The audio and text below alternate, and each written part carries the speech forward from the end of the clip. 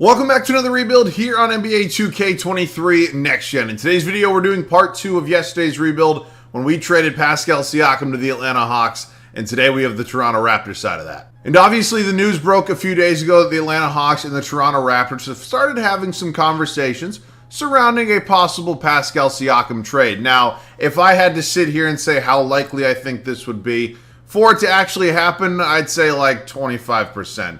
I don't think Toronto wants to trade Pascal Siakam. Honestly, I don't understand the direction they're going, but here today we're moving on from him and we're going to try to rebuild this Raptors team, hopefully get them a championship. I'll give you more of my thoughts on why I don't actually mind this trade for both sides once we do get into the video, but before we do, of course, as always, you guys are new around here, have not yet subscribed to the channel, hit that sub button. We'd love to have you here in the community. Stick around a while. Of course, you guys have any other video ideas, let me know down below in the comments section. And finally, tomorrow's going to be the Q&A. You guys are seeing this video at 5 p.m. Eastern on Thursday. You have until 10 p.m. Eastern tonight to ask me any questions you want. If you want to see your question in the video, go to my community tab, ask it down there. All right, so this is an interesting one for me. Obviously, did the Hawks side of it yesterday. We had some pretty good success. If you haven't checked that one out, go watch it after this. But we're going to hopefully have that same success here with Toronto today. Let's get into it. So I went ahead and I put through the exact trade that I did in yesterday's video just so it's, 100% fair. But here is the exact deal if you do want to see it. Here what it is. Pascal Siakam going to Atlanta. DeAndre Hunter, AJ Griffin, and 2 future first-round picks coming back here to Toronto. Now, hear me out on this one. I also touched upon the fact in yesterday's video that I don't really see a true direction for the Toronto Raptors as a franchise right now. Obviously, they won the finals back in 2019. That's a completely different situation from what they're in now. There's no true number one for a championship caliber team on this current roster. As much as you might want to believe Pascal Siakam's a number one on a championship team, he's not. There's like 6 guys in the league right now that have proven they can be a number one. Unfortunately, Siakam's not one of them. He had a great season last year. He's a great all-around player. Let's just call a spade and accept the reality of the situation that was Pascal Siakam's the best player in your team. You're not winning at all. And obviously the goal should be to win a championship for every NBA team. So this trade, on the other hand, you get back some good young pieces. You get back a couple draft picks while getting rid of a guy who's basically going to be 30 next season. And he's on an expiring deal. This feels like a home run return for me if I'm Atlanta. I don't think the return is getting any better. Masai Ujiri really needs to look in the mirror and accept that fact that the glory days are over. I mean, it's time to start rebuilding. You have some good young pieces on the roster. Start the rebuild. I'm telling you, it's time. You're just delaying the inevitable at this point. Let's jump into this roster right now. So Dennis Schroeder was kind of signed as a stopgap this offseason. He's not a long-term point guard option. He's 29 years old. He's a good, solid veteran, decent point guard option. Malachi Flynn is still here. He's not going to be a long-term option. I can promise you that. Shooting guard spot, OG Anunoby, another guy who's going to be expiring very soon. Reports are that they declined like 3 first-round picks for him at the trade deadline last year. Very, very interesting if that's true. I think he's a good player, obviously a great defensive piece. He's not really worth what teams were offering. I don't know what exactly those teams were. I think one of them might have been Memphis, but I think it's time again to kind of accept these things. I mean, if you want to pay OG Anunoby, he's young enough. You don't have to move him. But again, if you're not going to give him a bigger role and you don't want to pay the man the money, what are we doing? Gary Trent Jr. is here. He picked up his player option. I know he's eligible for a long-term deal. I don't know exactly the dollar amount. I'm not sure what that dollar amount could be long-term. I would expect maybe around like 22 to 24 a year. We'll see. Scotty Barnes, obviously a former Rookie of the Year. He's still 21 years old, though. This is one of those big kind of young pieces you can build around, potentially for the future. Just my opinion. DeAndre Hunter here, he is locked up on a 4-year, $90 million deal. He's only 25 years old. We're hoping and seeing if he can be a key piece of this team. Otto Porter is still here. Jalen McDaniels. AJ Griffin came over in that trade, and obviously they drafted Grady Dick. So, I mean, you can see it right now. There's obviously a very big log jam here at the small forward spot. We're going to move some guys around in terms of positions. There could be a trade or two, and then that'll really kind of solidify and show us what's going to end up being what. Power forward spot, Chris Boucher, Thad Young, I mean, maybe as backup options. Neither of them are going to be starting this year. I'm sure you guys can figure it out. And then Jakob Poeltl, who is the reason that the Toronto Raptors are actually maybe a little hesitant to tank this year, because Toronto's pick is actually belonging to San Antonio at the moment. They gave up that 2024 top 5 protected pick for Jakob Poeltl in that trade. Now, they did re-sign him to a 4-year, $80 million deal, but you also kind of had to do that. You can't give up a first-round pick for half a season of a guy when you weren't a true contender and then not re-sign him. So good on them for re-signing him. Precious Achiuwa, Christian Koloko. So I know I kind of just went on a tangent right there. I just kind of had to say what had to be said. And yeah, it might be time for some trades. We're going to move some positions around. We'll go from there. And our first major move is going to be coming with the Boston Celtics. We're sending them Chris Boucher and Otto Porter for Derek White and O'Shea Brissett. Now, obviously, this is not a realistic move, and we're not trying to make this a realistic rebuild, but Derek White's going to come in and potentially be my new starting point guard. He's listed as a shooting guard. He's playing point guard for the Celtics next year. I don't know exactly how his overall will be, but I don't think it's going to be too big of a deal. But Derek White, incredibly underrated role player. I think he's one of, if not the best role player in the league. And I'm very, very excited to have him here on one of my teams, especially for not having to give up a single draft asset. Feels like a win to me. Our final trade is going to be coming here with the Charlotte Hornets. We're sending them Thad Young for 2 future second-round picks. Ultimately, it would have been great to get a first, but we're almost at the end of the offseason. There's not a lot of teams with cap space. And for a guy who not only was not going to play, but is an expiring deal, 2 second-round picks still feels like a win to me. So that's going to probably be our final trade. I've kind of redesigned this roster the way I think it's going to work best. So White and Schroeder are going to be our 2 point guards here. Both, again, 29 years old, so definitely something to keep an eye on, but I'm excited to see how it kind of works. OG Anunoby going to be my starting shooting guard. Gary Trent Jr. likely will be my 6th man coming off the bench. The small forward spot's going to be DeAndre Hunter. I'm actually going to play AJ Griffin over Jalen McDaniels. I think potential-wise, it makes a lot more sense for me. Power forward spot, we're moving Scotty Barnes back to what I probably consider more of his natural position at the power forward spot. I think it makes a little bit more sense to have him there. I also moved Grady Dick to the power forward spot. He actually went up in overall, so excited to see how he kind of ends up developing. I think he'll do pretty well for us. Center spot, there was no changes. It's going to be Pirtle and Achiuwa. So that's it for now. I'll see you guys at the start of year 1 with the rotation. We're now officially here at the start of year 1 in Toronto. We've obviously gone ahead and made some pretty major changes to this team, and I think they're changes that are going to be extremely beneficial in the long run for the landscape of this team. So here's how it's going to look. It's going to be Derek White, OG Anunoby, DeAndre Hunter, Scotty Barnes, Jakob Pirtle. I don't know. I mean, to be quite honest with you, I don't really think this team as a unit got worse. We obviously lost our best player, and I'm not taking anything away from Siakam because even if he was still on this team, he would clearly be the best player. But what we did is kind of hit the reset button almost. We didn't completely reset this team, but we've set ourselves up so we are able to fully do that maybe come this offseason. Gary Trent Jr. going to be my 6th man here, followed by Precious Achiuwa, AJ Griffin, Grady Dick, and then Dennis Schroeder. So again, this is an interesting scenario because we don't have our unprotected first this year. It's going to San Antonio unless it's top 5 protected. If it ends up in the top 5, obviously we give them our first next year. So at some point in time, we're giving up something. I'm assuming this is not going to be a bottom 5 team in the league, so in all likelihood, we're not going to have our first round pick this year. But we've set ourselves up well either way. I'm excited to see how this team does. I'll see you guys at the end of year 1. Year 1 ends, and it was not a good first season. We won 31 games, which I'm not exactly sure where that's going to fall in the pecking order. I mean, there's a very possible chance it ends up like number 6 or 7, which would obviously be like the worst case scenario for us. Is what it is. James Harden saw this in yesterday's video as well. You've seen it a lot more often recently, getting back to MVP form. Philadelphia 76ers now have 2 well, they've always had 2, but 2 recent MVPs on their roster, and they're still not getting out of the second round. Victor Wembanyama is your Rookie of the Year. Cole Anthony, 6th Man of the Year.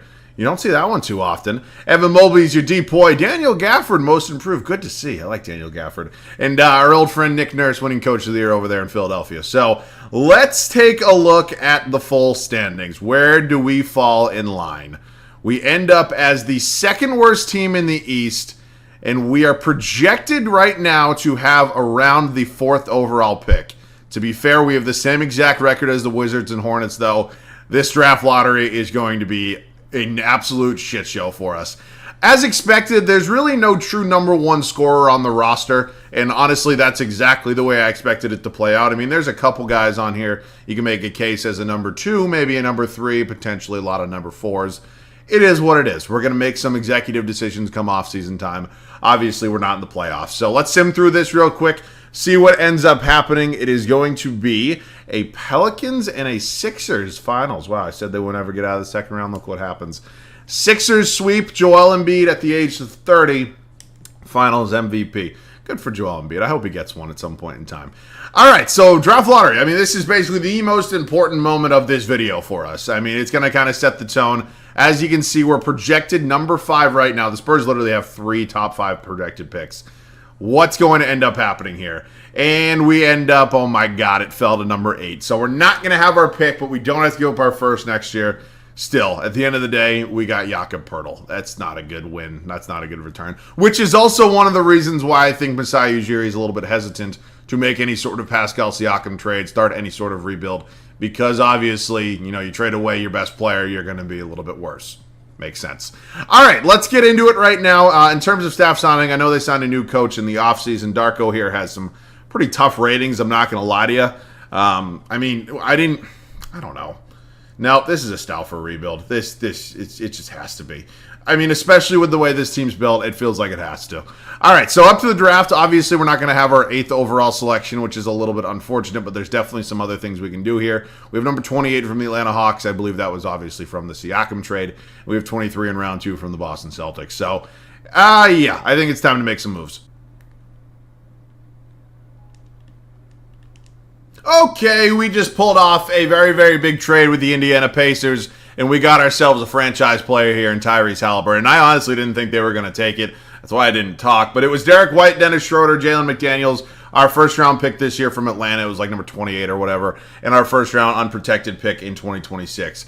Tyrese Haliburton is a tremendous upgrade on this team. He's a huge overall boost. Obviously a great young player at 24. Locked up long-term. Feels like a really, really good first move of the offseason, and I'm very excited about that. So in terms of anything else major, I'm not going to use this second-round pick. Thank you very much, Philadelphia. So let's skip over the draft right now. We have a lot of young players here already. Barnes coming back. OG Anunoby declines. Griffin, Koloko going to be coming back as well. I do need to go out and I need to re-sign me OG Anunoby. I like OG Anunoby, and I definitely cannot let him go for nothing.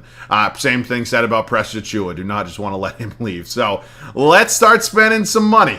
We actually have a little bit of cap space right now. Kind of look at this roster. Anthony Davis, although I would not go out and sign him because he's locked up long-term. We don't even have the money for him anyways. Same thing can be said about Jaylen Brown. Kawhi Leonard, we could hypothetically maybe try to bring back in some fantasy world, but probably not going to be happening. I'm also starting to realize how many of these guys in 2024 free agency have already signed extensions. Like Davis won't be here, Brown won't be here, Ball won't be here, Sabonis no, Edwards no, Maxey didn't get an extension. Just crazy to see. Like this is gonna Porzingis no, Murray no. Like it's just weird to see how different things are going to be. But yeah, we're just going to bring back our guys. I mean, again, maybe there's an argument for another big trade or something like that, but we'll see. I definitely want to make sure I get OG Anunoby back, and then we're going to wait on Achiuwa. So excited to have OG back. I'm not going to renounce Precious Achiuwa. Oh my God, Gary Trent Jr. Forgot about him. Yeah, cannot let him go for nothing. So going to make sure I get him back as well. He's a very important piece of this team, although we don't have bird rights on him. I still got to, where is he? Oh, he's right here. I still got to make sure I am able to re-sign him. So, yes, he comes back as well. Do not renounce Precious Achiuwa. And how much does he ask for? About 12 and a half. It's basically 13 a year. We get all three of those guys back. That's a huge dub for us right there. So, right now, with the way this roster is constructed, is this a championship caliber team? I would say probably not right now. Could have a few things up our sleeve, though. Hang with me. We're going to try to pull off a big one here with the Philadelphia 76ers. Now, DeAndre Hunter, Christian Koloko, O'Shea Brissett, and our unprotected first-round pick next year is a really big and a somewhat risky offer. But now that we've gone ahead, traded for Tyrese Haliburton, we had another Tyrese and Tyrese Maxey in the backcourt, creating an elite backcourt. I'm not as worried about giving up my first-round pick next year. I do not think it's going to be nearly as valuable. So they're not going to do that. I'd rather not give up much more. I'd maybe do a first in 2027, and then how about a second? Would that possibly get it done? Oh my God, it did. Holy shit. Okay, so Tyrese Maxey and Tyrese Haliburton is now going to be our backcourt. Obviously, I'm assuming you can figure out that OG Anunoby just slides to the starting small forward spot, where his overall will take a jump. And yeah, you know, I'm very excited about these moves. Again, nobody said this was supposed to be a realistic rebuild, but we've put together a fun team. Gary Trent Jr. likely will still be my sixth man. We're good at small forward. We're good at power forward. We're good at center. I just need to sign myself a new backup point guard. A guy like Monte Morris actually slides in beautifully. I am tremendously excited to see how this team works. I will see you guys at the start of year number 2.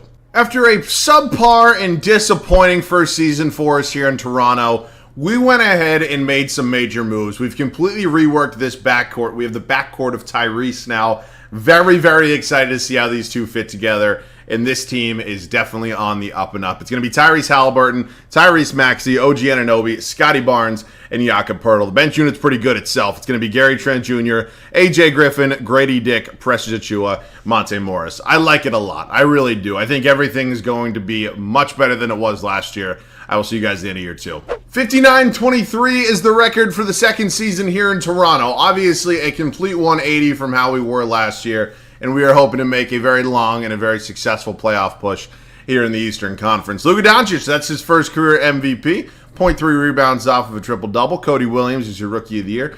He's in Indiana. He went number 4 overall. Anthony Black, 6th man. Giannis is your DPOY. Azar Thompson, Most Improved. JB Bickerstaff, Coach of the Year. No love for Mike Stauffer, even though we had the best record? All right, okay, play it that way. Play it that way. Disrespect us. Okay. Here's a look at the numbers on the season. The scoring's a little bit spread out, but we do have a lot of guys who can score the basketball, so it does make sense. Rebounds was led by Poeltl, and assists was Tyrese Halliburton at 11 a game. God damn. All right, it's going to be the Brooklyn Nets here in round 1. Spencer Dinwiddie, Mikal Bridges, Cam Johnson, Clyde. Oh my God, they have Ben Simmons starting at center. Good Lord. What the hell happened?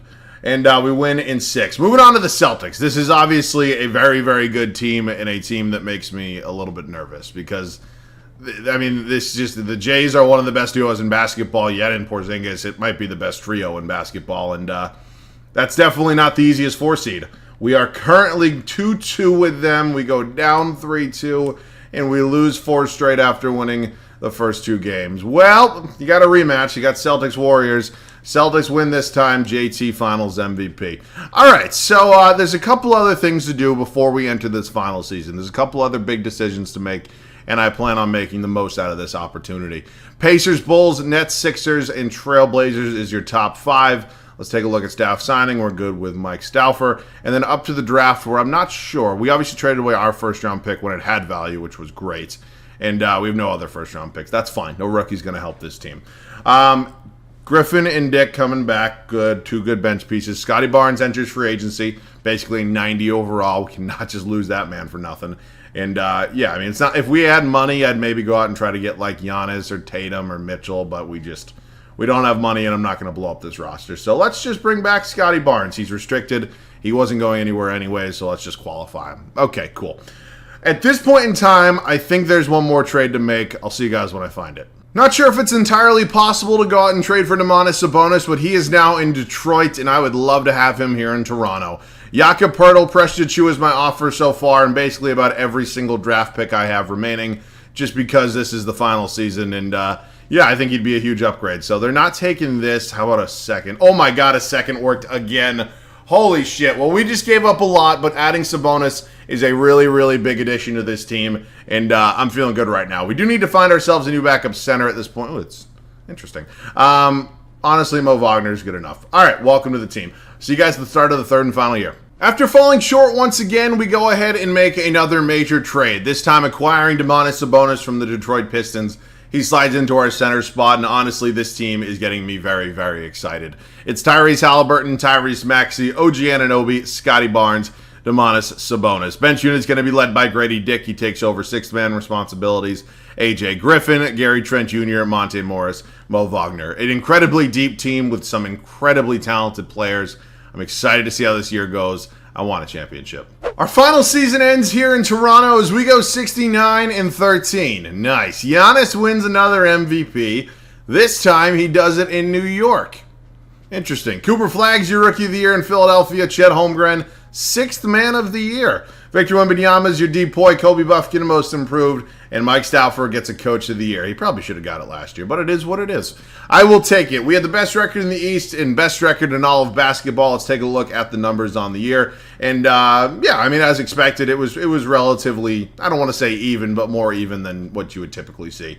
Sabonis led us in boards, then assist was Tyrese Halliburton. So, who's it going to be? It's the 8-seeded 76ers. Obviously, Joel Embiid, you have Cooper Flagg, Cole Anthony. I don't know. I mean, good, just probably not as good as we are. So currently we are up 2-1, make that 3-1, and we close them out in 5. Good. New York here. They have the MVP in Giannis. R.J. Barrett, Mitchell Robinson, but Montas Buzelis coming off the bench. Holy shit. All right, so team is definitely not a cakewalk, much like the Celtics weren't last year. We lost to them, but we do end up beating New York. Cleveland here. They still have Donovan Mitchell. Sometimes you see he leaves, and I am very nervous. This is an extremely talented Cleveland Cavaliers team, and oh no, don't do this to me. Oh my God. God damn it. You can't get by that Cavs team, man. It's like them and the Hawks, they don't make any sense. Well, nonetheless, Darius, oh my God. Oh my God. I mean, seriously, this is absolutely... Somebody go get a tissue to wipe it off. I mean, holy shit. The slob you put on this man's knob is ridiculous. He's good. He's not winning MVPs. I don't think he'll ever win a finals MVP. Man's never going to win a regular MVP. It's absolutely insane. We got a lot of things to fix come 2K24. The good teams I build are not one of them, though. That was a good team. I'm sad they didn't win a championship. I thought they had the talent, but you know what? You can't win them all. But Toronto fans, I hope it made you proud, because I definitely, I think we had some fun today. We had a really good team, and overall-wise, I enjoyed making this video. So hopefully you guys enjoyed watching it. That pretty much wraps this one up. Tomorrow's going to be the Q&A, so if you have any final questions you want to ask, go let me see them in the community tab. But other than that, if you guys have any other video ideas, let me know them down below in the comment section. As always, thanks so much for watching. I love you guys. I'll catch you guys all in the next one.